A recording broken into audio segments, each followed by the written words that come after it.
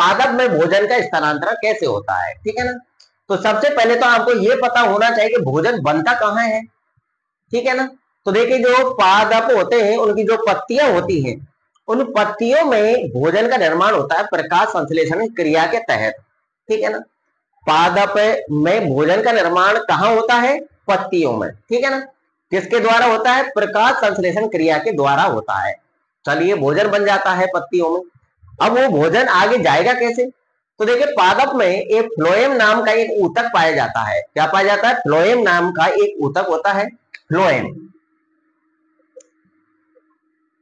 ठीक है ना। पादप में दो प्रकार के ऊतक होते हैं, जाइलम और फ्लोएम, ठीक है ना।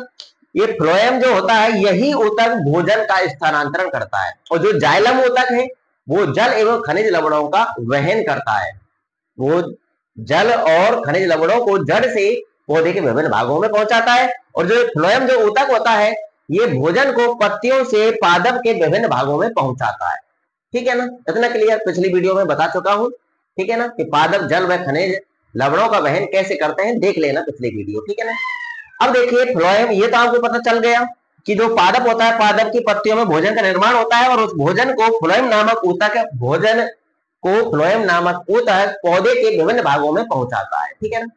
अब ये फ्लोएम क्या है, ये फ्लोएम जो होता है ये ऊतक है, ठीक है ना, जो चालनी नलिका और सहचर कोशिकाओं से मिलकर के बना होता है, क्लियर। तो इस परासरण के द्वारा जल उन चालनी नलिकाओं में प्रवेश कर जाता है, जिससे उस चालनी नलिकाओं के अंदर दाब बढ़ जाता है। क्या हो जाता है, दाब बढ़ जाता है। अब जब दाब उनके अंदर बढ़ जाता है तो फ्लोएम ऊतक क्या करता है कि अधिक दाब से कम दाब की ओर उस भोज्य पदार्थ का वहन करता है, अधिक दाब से कम दाब की तरफ उस भोजन पदार्थ को ले जाता है।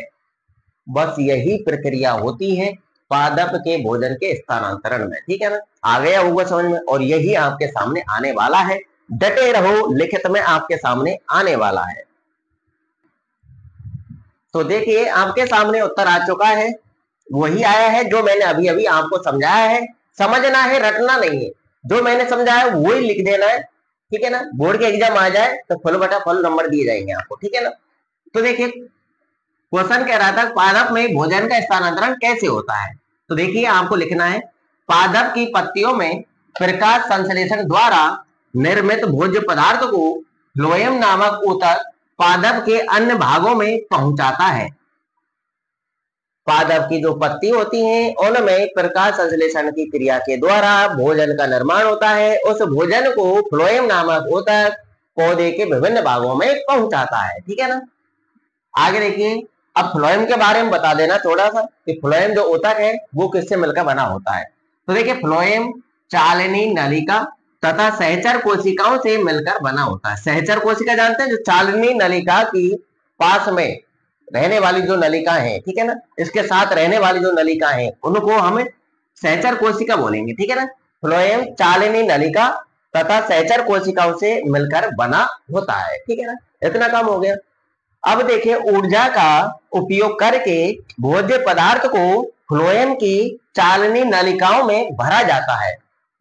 ऊर्जा का उपयोग करके भोज्य पदार्थ को फ्लोएम नामक ऊतक की चालनी नलिकाओं में भरा जाता है, ठीक है। चालनी नलिकाओं में भर गया, अब भरने के बाद उसमें जल प्रवेश करेगा, जल प्रवेश करा देना है परासरण द्वारा। तो देखिए क्या कह रहा है आगे, आपको लिख देना है कि अब चालनी नलिका में परासरण द्वारा, किसके द्वारा, परासरण द्वारा, परासरण समझ रहे हैं ना, यानी कम दाब क्षेत्र से अधिक दाब क्षेत्र की ओर गमन करना, या फिर कम सांद्रता से अधिक सांद्रता की ओर गमन करना, ठीक है ना।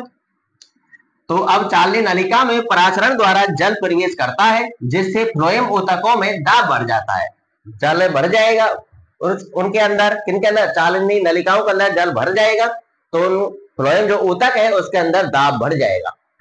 अब फ्लोएम क्या करेगा, उसे भोज्य पदार्थ का दाब बढ़ गया तो फ्लोएम उसे अधिक दाब क्षेत्र से कम दाब क्षेत्र की ओर भोज्य पदार्थ का स्थानांतरण करेगा, ठीक है ना। तो देखिए यही लिखना है आपको, फ्लोएम भोज्य पदार्थ को उच्च दाब क्षेत्र से कम दाब क्षेत्र की ओर परिवहन करता है, और इस प्रकार भोजन पादप के विभिन्न भागों में पहुंच जाता है।